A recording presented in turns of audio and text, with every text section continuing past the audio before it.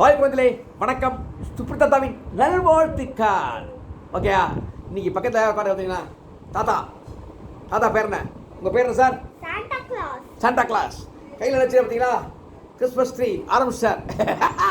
அவர் சொல்கிறார், தாத்தா இன்னைக்கு ஒரு விசேஷம் தெரியுமான்னு கேட்டார். எனக்கு மண்டேல தான் ஒன்றும் கிடையாது, மேலேயும் கிடையாது, இங்கேயும் ஒன்றும் கிடையாது, இங்கேயும் கிடையாது. நான் சொன்னேன், ஒன்றும் தெரியலையடா, இன்றைக்கி எனக்கு ஒன்றும் புரியலையடா அப்படின்னேன். தாத்தா இன்னைக்கு தான் நமது தேசிய கவி பாரதியார் பிறந்த நாள். அதான் சொன்னே அப்படின்னு சொன்னார். அப்போ தான் என்னடா அது எனக்கு தெரியல உனக்கு தெரியலேன்னு நினச்சேன். இந்த காலத்து குழந்தைகளுக்கு நல்ல மூளை. நமக்கு அந்த காலத்தில் ஓல்டாக இருந்தால் மூளை இருக்கும். ரெண்டு கட்டான வந்ததால் அப்படியும் இல்லை இப்படியும் இல்லை மாட்டிட்டேன். இப்போ இவருக்கு சொன்னப்பறம் தான் ஞாபகம் வந்தது.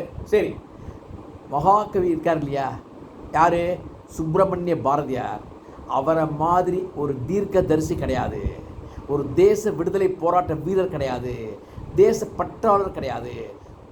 அதாவது நாட்டுக்காக உழைத்து ஓடாகி போனார் இல்லையா, வ.உ. சிதம்பரனார் அப்படின்னா இல்லையா, அந்த ரகத்தில் பாரதியாரும் ஒருவர். சரி, அவர் அவரை மாதிரி 39 வயசு தான் இருந்திருக்கார், சாதிச்சிருக்கார்.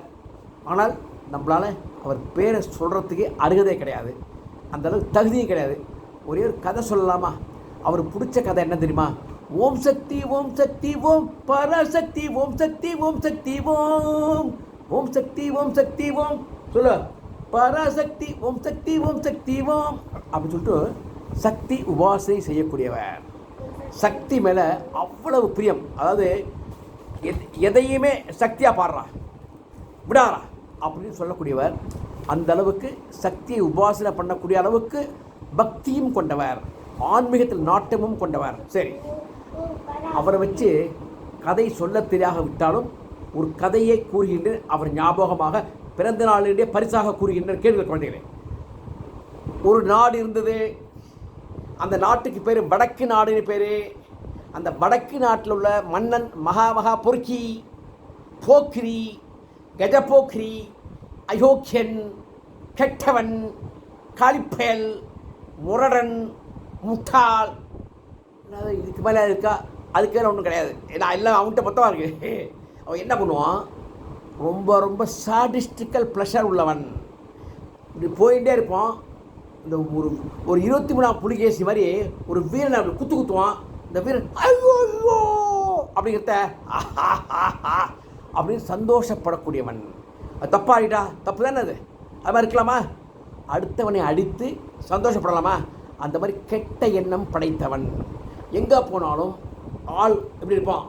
ஒரு நாளைக்கு 10 கோழி சாப்பிடுவான், ஒரு முழு ஆடு சாப்பிடுவான், 50 முட்டையாவது சாப்பிடுவான்.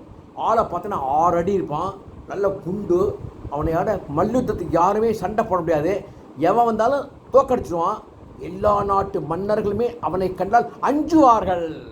அந்த மாதிரி ஒரு அக்கிரமக்காரன். யாரை பார்த்தாலும் அடி, யாரை பார்த்தாலும் குத்து, யாரை பார்த்தாலும் அரை. எதுக்கு? சும்மாவானு. அது நல்லதா? அது கிடையாது இல்லையா? தப்பு தானே அது. யாராவது பயப்படுவாங்க, மன்னரே என்ன பயந்து ஓடுவாங்க. அது பிடிச்சிக்கிட்டு அற விடுவான், அந்த மாதிரி ஆளவான். சரி, இப்போ என்னாச்சு? அந்த நாட்டில் ஒருத்தர் இருந்தான். அவன் அவனுக்கு பேர் என்னன்னாக்க ராம பித்துன்னு பேர். ராம் பித்து அப்படின்னு அர்த்தம்.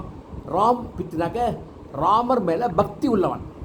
எப்போ பார்த்தாலும் ராம ராம ராம ராம ராம ராம ராம ராம், எப்போ பார்த்தாலும் ராம நாமத்தையே சொல்லி கொண்டிருப்பான். எப்போ பார்த்தாலும் ராம நாமம் தான் சொல்லுவான். அதை தவிர இது சொல்கிறது அவனுக்கு ராம் ராம் மூச்சு விடுறது ராம் ராம். அது மாதிரி ஒரு பக்தி பூர்வமான ஒரு நல்ல மனிதன், ஒரு எளிய மனிதன், ஒரு மிக ஏழை மனிதன். வயசு 70 வயசு இருக்கும். அப்படிங்கிறத அவனுக்கு என்னன்னாக்க எங்கே போனாலும் எந்த இடத்துல ராமர் பக்தி ஒரு பஜனை பண்ணாலோ, ராமரை உபாசனை செய்தாலோ அந்த இடத்துல உட்காந்துருவான். நீங்கள் கூப்பிடணுங்கிற அவசியம் கிடையாது. உங்கள் வீட்டில் ராமருக்கு பூஜை பண்ணுறீங்களா, ஃபஸ்ட்டு உட்காந்துருப்பான். அவன் உங்களுக்கு தெரியாது, அவன் உட்காந்துருப்பான். அப்புறம் தான் பார்த்தா அவன் உட்காந்துருப்பான். ஆஹா வாங்கய்யா வாங்கய்யா அப்படின்னு கூப்பிடணும். அவன் உட்காந்துக்க. எதுக்கு சொல்கிறேன்னா, அந்த அளவுக்கு ராமர் மீது மிகுந்த ஈடுபாடும் பக்தியும் கொண்ட ராமபித்தன். அவன் ராமபித்தன் பேர் அவனுக்கு. சரி, அப்போ என்னாச்சு, அன்றைக்கு ஒரு பெரிய கோடீஸ்வரன். அவர் கோடீஸ்வரன் சாதாரண கோடீஸ்வரன் கிடையாது, மன்னருக்கு ஈக்குவலான மிக மிக பணக்காரர். 1000 குதிரைகளே இருக்கு அவர்கிட்ட, அந்த அளவுக்கு மிகப்பெரிய பணக்காரர். சரி, அப்புறம் ஏகப்பட்ட வைரங்கள் வைடூரியங்களை வியாபாரம் பண்ணக்கூடியவர். 1000 ஏக்கர் நிலம் இருக்குது. அப்போ மன்னனுக்கு ஈக்குவல் தான் அவரும். அப்போ என்ன பண்ணுவான், மன்னன் என்ன பண்ணுவான், அந்த மாதிரி ஆட்களை மதிப்பான். அவரெல்லாம் கூப்பிட்டாக்க உடனே ஓடி வந்துடுவான். அவர் வீட்டில் பூஜை நடக்கிறது. என்ன பூஜை நடக்கிறது, அன்றைக்கி ராமரை பற்றி கொண்டாடுகின்றார்கள். அன்றைக்கி வீட்டில் ராமருக்காக ஒரு விசேஷம், ராமரை பூஜை பண்ணிக்கிறாங்க. அப்போ கூப்பிட்டோன்னே மன்னன் அழைக்கப்படுகின்றார். அந்த ராமர் பூஜைக்கு மன்னன் வருகின்றான். மக்கள்லாம் ராமர் ரத்னம் வரார், மன்னர் வரார். அந்த மன்னன் வந்தாலே எல்லாரும் என்ன பண்ணுவாங்க, தள்ளி ஓடி போயிடுவாங்க. ஏன்னா உதைப்பான், எல்லோரும் உதைப்பான், உதச்சுட்டே வருவான், சும்மா வர மாட்டான். நிற்பான், 4 குத்துனே வருவார். ஆய் ஆய் ஆய் குத்துனே வருவான். மக்கள்லாம் பயந்து ஓடுவாங்க. ஈட்டு வச்சு குத்துவான் கிராக்கு. அவன் அதை கிராக்கு அயோக்கியன், அராத்து, அக்கிரமக்காரன் அவன் அந்த மன்னன். சரி விட்டுருங்க. இப்போ என்னாச்சு, ராமர் பூஜை நடக்கிறது. மக்கள்லாம் நடிகை உட்காந்துருக்காங்க. அந்த கோடீஸ்வரம் பூஜை பண்ணுற அவர் தான் பூஜை பண்ணிருக்காப்ல. பக்கத்தில் ஒரு பெரிய சீட்டு போட்டிருக்கு. அந்த சீட்டில் மன்னன் உட்கார்ந்து கொள்ள வேண்டும். மன்னன் உட்கார்ந்து கொண்டிருக்கின்றான். அப்போ எல்லா இடத்தையும் சுற்றி பார்க்குறான். ஒருத்தன் உட்காந்துருக்கான், மூஞ்சி மூடி இருக்கு. இந்த மாதிரி சாண்டா காசு மாதிரி மூஞ்சி வந்து ஒரு துணியை போட்டு மூடி இருக்கு, வெள்ளை துணியை போட்டு மூடி இருக்காப்புல. மூடி இருக்கோட மன்னனுக்கு அது யாருன்னு போல தெரியல. யாரோ என்னன்னு தெரியல, துணியை போட்டு மூடி இருக்கு, என்னன்னு தெரியலையே.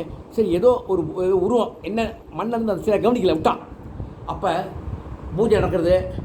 தனியாக சத்தம் கேட்குறது, ராம் ராம் ராம் ராம் ராம் ராம் ராம் ராம் சத்தம் கேட்குறது. மன்னருக்கு என்ன அது, பூஜை மட்டும் நடக்கிறது, ராம் ராம்னு தனியாக சத்தம் வருது. பார்த்தாக்க அந்த முகத்தை மூடி இருக்கா பார்த்தியா, அந்த இடத்துல ஒரு உருவம் உட்காந்துருக்குன்னு இல்லையா, அங்கேயே சத்தம் வந்தோடனே மன்னர் கேட்குறார், இவ பணக்காரர, அண்ணா யாரையும் அந்த சத்தம் கேட்குற உட்காந்துருக்கான், யாரையும் அந்த ஆள், அண்ணா அண்ணா என்னடா மண்ணா வெண்ணாண்டு யாரா அது, அண்ணா அவர் வந்து ராமபித்தர்னு பேர். ராமபித்தனா இல்லை, ராமன்ட்டு அளவுக்கு அதிகமான மரியாதை, அளவுக்கு அதிகமான பக்தி, அளவுக்கு அதிகமான விசுவாசம்.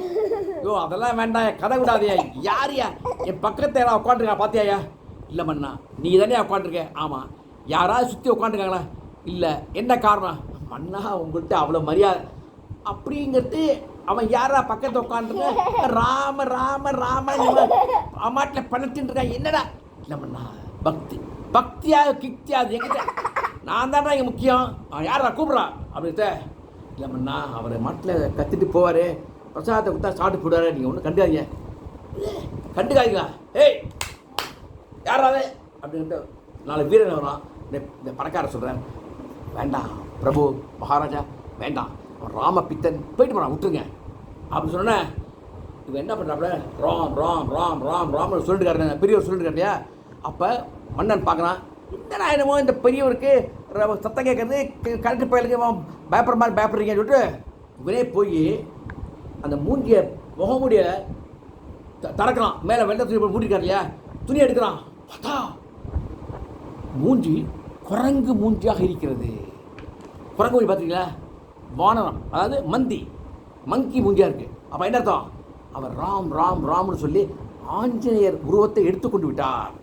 அப்போ யோ பணக்காரர இன்னையா பூஜைக்கு மன்னனை கூப்பிட்டு குறைய உட்காந்துருக்க, குரங்கு இல்லை மண்ணா, மண்ணா மண்ணா எனக்கே ஆச்சரியமாக இருக்குண்ணா. என்னடா விளையாடுறீங்க? மனுஷனுக்கான பூஜையா மந்திகளுக்கான பூஜையா என்னடா நினச்சிட்டு இருக்கீங்க? நாட்டில் எல்லாம் நடக்கிறது அப்படின்ட்டு. அதை தாண்டா நானும் கேட்குறேன். நாட்டில் என்ன நடக்கிறது? அக்கிரமம் நடக்கிறது, அநியாயம் நடக்கிறது, தட்டி கேட்டால் அதிகாரம் நடக்கிறது, ஆணவம் நடக்கிறது, என்ன நினச்சிட்டு இருக்கீங்கன்னு அந்த மங்கி முகம் இருக்கார் இல்லையா, ஆணுவான் முகத்தை எடுத்த அந்த ராமபித்தன் ஆஞ்சநேயராக மாறிட்டார். அப்படி ஏந்தினோடனே மண்ணை பார்த்தா, மண்ணை அப்படியே குண்டா இருக்கும் இல்லையா, ஒரே குத்து அயற அந்த அனுமான் பித்த கையை பிடிச்சான். அந்த பிட்டு பிடிச்சி ஒரு ஷர்ட்னாரு, ஷர்ட் காலான ஒரு எத்தினாரு. மேலே சவத்தை பொட்டேறு மண்டை அடிச்சது. ஓ அது விழுந்தான். விழுந்தோன்னா மக்கள்லாம் சுஷோ சுஷோ அப்படின்னாப்புல. அப்போ எல்லாம் பார்த்தாங்க. யார் நினச்சாங்க? ராமபித்தன் தான் விழுந்தான்னு நினச்சாங்க. மன்னன் மண்டை உடைந்து கீழே விழுந்து கிடந்தான். ராமபித்தனம்னார் மேலே ஏறினாப்புல ஆஞ்சநேயர் மாதிரி ஊன்னு கர்ஜிச்சாப்புல. கையில் கதை மாதிரி கையே கதை மாதிரி இருக்கு. ஒரு மேலே காலை வச்சார். ஒரு குத்து. அக்கிரமம் பண்ணுவியா, அநியாயம் பண்ணுவியா, அயோக்கியத்தனம் பண்ணுவியா, மக்களை தண்டிப்பியா, உண்மையாக ஒழுங்காக இருக்கியா, நேர்மையாக ஆட்சி பண்ணுறியா அப்படி சொல்லி யாரா அது, என்னடா அது, இது வந்து நான் அடியே வாங்கினது கிடையாதா, அடி கொடுத்துதான்டா பழக்கம் எனக்கு, என்னடா அது இந்த போடுற நீ யாரா அது, யாராதா ஒரே பல்லு குத்து, எல்லா பல்லும் வெளில வந்துது. என்னடா விளையாடுறேன் இந்த குத்து. அப்போ நான் ஆஞ்சநேயரா நீ ஆஞ்சநேயரா, ரெண்டு பேரும் இவருக்கு அவருக்கு ஊம் இருக்கு. ஆஹா என்னையும் ஆஞ்சநேயர் மாற்றினாயா அப்படின்னு சொல்லிட்டு ஏந்திராப்புல. ஐயா ஐயா கோடீஸ்வர பெருமானே, இந்த பூஜைக்கு எதுக்கே வர சொன்னீங்க, பல்லெல்லாம் போயிட்டு நானே அனுமானம் ஆகிட்டேன் ஐயா. இங்கே பாரியா இந்த அடி அடிச்சுட்டான் ஐயா, அக்கிரமக்காரன் கடைசியில் இப்படி தான் அடி விழுங்குறது நான் இப்படி தான் புரிஞ்சினேன் ஐயா. ஆஹா ராமரே உன் மூலமாக நான் அனுபவத்தை தெரிஞ்சினேன். ஆஞ்சநேயா நீனே எனக்கு கற்றுக் கொடுத்தையா, இனிமேல் நான் நாட்டு மக்களிடம் நல்லபடியாக நடந்து கொள்வேன், யாரையும் அடிக்க மாட்டேன், அனாவசியமாக சிறைக்கு அனுப்ப மாட்டேன், அதிகாரத்தை தவறாக பயன்படுத்த மாட்டேன், நேர்மையாக ஆட்சி செய்வேன், மக்களுக்கு நல்லதே செய்வேன், இது சத்தியம், சொல்லு சத்தியம் சத்தியம். அப்படி அப்புறம் அவரை பிடிச்சார், நிறுத்துற போடா அப்படின்னா ஒரு விட்டார், ஒரு தூக்கி விட்டார்ஜா பறந்து போய் குதிரை விழுந்தான். குதிரை வேகமாக அரவணி படுத்து ஐயோ ஐயோ தப்பிச்சா ஓடிட்டான். மக்கள்லாம் ராமபித்தன் வாழ்க, ராமபித்தன் வாழ்க வாழ்க, ராமபித்தன் வாழ்க வாழ்க அப்படின்னு சொன்னாப்புல இந்த நாடு ஒரு சுபிட்சமாக அமைந்தது. ஆக ஒரு நல்லவன் இருந்தால் அத்தனை அயோக்கியர்களும் அழிக்கப்பட்டு நாடு நன்றாக இருக்கும். ஆக அந்த